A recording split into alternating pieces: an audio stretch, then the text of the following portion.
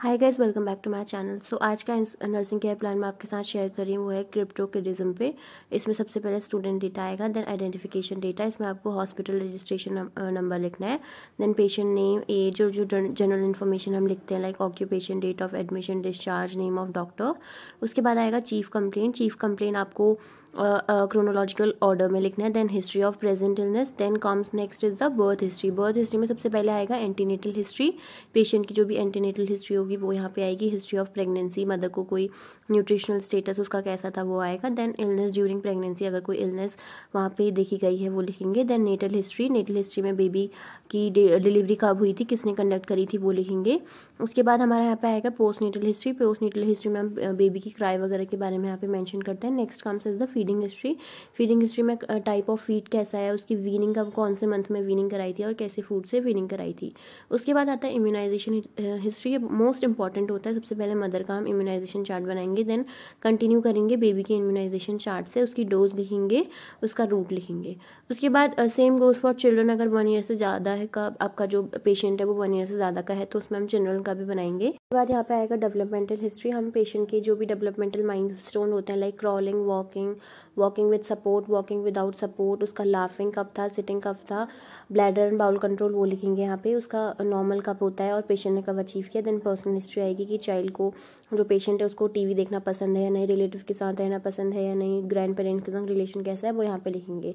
उसके बाद यहाँ पे आएगी ड्रग हिस्ट्री, अगर कोई भी एलर्जी पेशेंट को है तो वो यहाँ पे मेंशन करेंगे। देन फैमिली हिस्ट्री, सबसे पहले हम यहाँ पे 3 जनरेशन का फैमिली ट्री बनाएंगे। उसके बाद एक फैमिली चार्ट बनेगा जिसमें हम सबसे पहले name of the patient, age, relation, education और ऑक्यूपेशन आएगा। उसके बाद आएगा सोशियो इकोनॉमिक हिस्ट्री, जिसमें पेशेंट की एजुकेशन आएगी, फैमिली इनकम आएगा, हाउस, सैनिटेशन, अगर कोई पेट है वो भी यहाँ पे आपको उसका नेम लिखना है। देन फिजिकल एग्जामिनेशन में general appearance, then anthropometric measurement होगा, एंड देन वाइटल असेसमेंट, इसमें आप temperature, pulse, respiration, blood pressure, ये सारी चीज़ें यहाँ पे मेंशन करेंगे वाइटल असेसमेंट में। वाइटल असेसमेंट करने के बाद यहाँ पे जो नेक्स्ट चीज़ आती है वो आती है हमारी हेड के बारे में। हमारा जो हेड होता है, आईज होता है, ईयर होता है, उसका आपको जैसे जनरलाइजेशन आप फिजिकल एग्जामिनेशन में लिखते हैं वो यहाँ पे आप लिखना है। उसके बाद ईयर के बाद, उसके बाद नोज का लिखने के बाद माउथ एंड फेरिंग्स आएगा, जिसमें आप mouth, teeth, tongue, throat and pharynx लिखेंगे। देन नेक आएगा, thyroid gland, range of motion.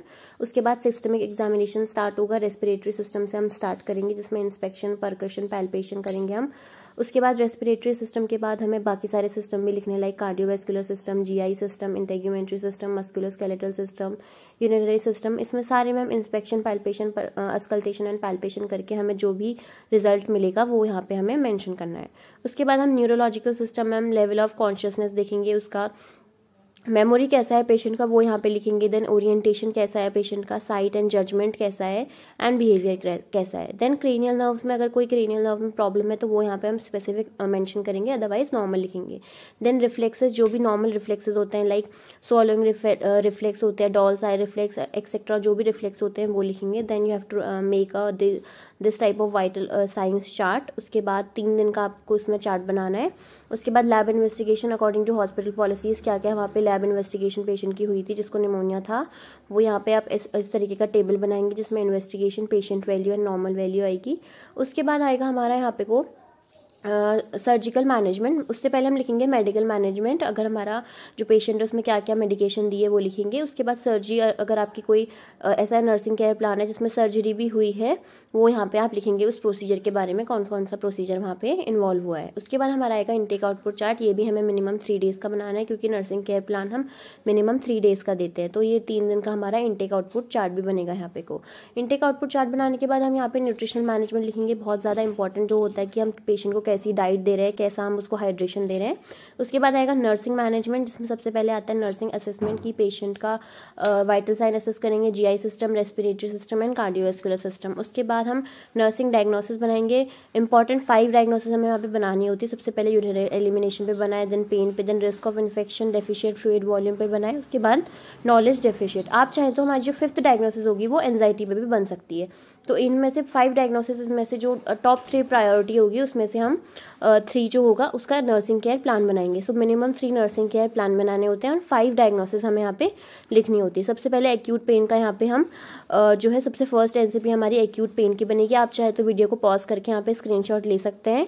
उसके बाद इम्पेयर यूरिनरी एलिमिनेशन पे हमारी सेकेंड नर्सिंग जो होगा नर्सिंग केयर प्लान बनेगा। उसके बाद जो हमारा लास्ट में आएगा वो आएगा थर्ड जो होगा हमारा नर्सिंग केयर प्लान, वो बनेगा हमारा रिस्क ऑफ इन्फेक्शन या फिर risk of deficient fluid volume पे भी आप यहाँ पे बना। 3 एनसीपी हमारी कंप्लीट हो जाती है। उसके बाद हम यहाँ पे पेशेंट को हेल्थ एजुकेशन देंगे, लाइक डिस्चार्ज प्लान। आप जो भी पेशेंट को गाइड करेंगे कि कैसे उसको हैंड वॉश करना है, प्रॉपर हाइजीन कैसे मेंटेन करनी है, क्या क्या फ्लूइड बैलेंस उसको लेना है, क्या क्या न्यूट्रिशनल असेसमेंट उसका आप बता रहे हैं उसको, कैसे आप उसको डाइट फॉलो करनी है। उसके बाद लास्ट में आएगा बिब्लियोग्राफी, जिसमें आपको मिनिमम 3 जो है बुक रेफरेंसेस देने होते हैं। So that is it for today's video. If you like this video, then like, share and subscribe to my channel for more such amazing videos.